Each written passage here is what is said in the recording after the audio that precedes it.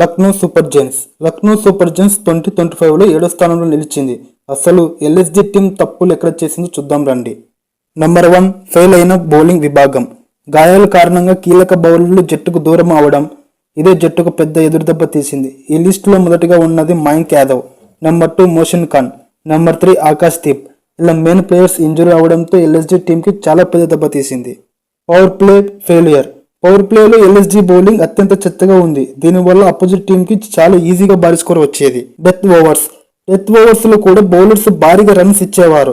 దీనితో చేతిలో ఉన్న మ్యాచ్లు కూడా చేజారిపోయేటివి. Number 2 captain Rishabh Pant form లో లేకపోవడం. భారీ అంచనాల మధ్య వచ్చిన కెప్టెన్ పంత్ ఫామ్ విజయావకాశాలను దెబ్బతీసింది. Batting failure. ఐపీఎల్ 2025 వేలంలో 27 కోట్లు పెట్టి కొన్న పంత్ తన స్థాయి తగిన పర్ఫార్మెన్స్ చేయలేకపోయాడు. ఒకే ఒక సెంచరీ తప్ప సీజన్ మొత్తం నిరాశపరిచాడు. ప్రెజర్. భారీ ధర, కెప్టెన్సీ ప్రెజర్ పంత్ ఆటపై ప్రభావం చూపాయి. Number 3 middle order failure. LSG middle order batsmen సరిగ్గా పర్ఫామ్ చేయకపోవడం వల్ల ఎల్ఎస్జీ ఓడిపోవడానికి కారణమయ్యారు. మెయిన్ ప్లేయర్స్ ఫామ్ లో లేకపోవడం. నికోలస్ పూరన్ సీజన్ స్టార్టింగ్ లో బాగా ఆడినా వచ్చే కొద్దీ ఫామ్ కోల్పోయాడు.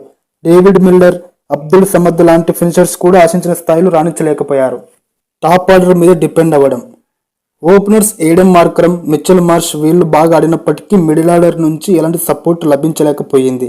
ఇంకా మెయిన్ రీజన్స్ కి వస్తే ఎల్ఎస్జీ టీంలో సరైన టీం కాంబినేషన్ ఎంచుకోవడంలో తలబడింది. పిచ్చికి తగ్గ సిచ్యువేషన్స్ లో మార్చడం ఫెయిల్ అయ్యింది. ఇప్పుడు లక్నో సూపర్ జైంట్స్ టీం ఎవరిని రిలీజ్ చేస్తే బాగుంటుందో చూద్దాం. నంబర్ 1 మయాంక్ యాదవ్. ఇంజరీస్ తో ఎక్కువ సఫర్ అవుతున్నాడు. 2025 సీజన్లో ఎక్కువ ఖర్చు పెట్టి రిటర్న్ చేసుకున్నప్పటికీ ఇంజరీస్ కారణంగా తక్కువ మ్యాచ్లు ఆడినాడు. ఫాస్ట్ బౌలర్ అయినప్పటికీ మయాంక్ ఇంజరీస్ కి టీంకి చాలా నష్టం తెప్పిస్తున్నాయి. అదే కాకుండా శాలరీ కూడా ఎక్కువ ఇస్తున్నారు. ఇంజరీస్తో ఎప్పుడు డౌట్ ఉన్న ప్లేయర్స్ టీంలో ఉండడం కన్నా రిలీజ్ చేసి అదే ప్రైజ్లో స్ట్రాంగ్ బౌలర్ని కొనడం చాలా బెటర్. Number 2 David Miller. అసలు ఐపీఎల్ 2025లో ఫామ్లో లేడు. మిల్లర్కి తగ్గ పర్ఫార్మెన్స్ ఇవ్వలేకపోయాడు. రిలీజ్ చేస్తే ఫారిన్ షాట్ ఖాళీ అవుతుంది.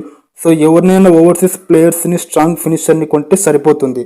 నెంబర్ 3 అబ్దుల్ సమద్. తక్కువ స్ట్రైక్ రేట్తో కావాల్సిన పర్ఫార్మెన్స్ ఇవ్వలేకపోయాడు. అబ్దుల్ని రిలీజ్ చేసి ఆ ప్లేస్లో స్ట్రాంగ్ బ్యాటర్ని లేదా మంచి ఆల్రౌండర్ని కొంటే ఆ ప్లేస్ స్ట్రాంగ్ అవుతుంది. ఆకాష్ దీప్, శార్దుల్ ఠాకర్. ఎక్స్పెక్ట్ చేసిన పర్ఫార్మెన్స్ ఇవ్వలేకపోయారు.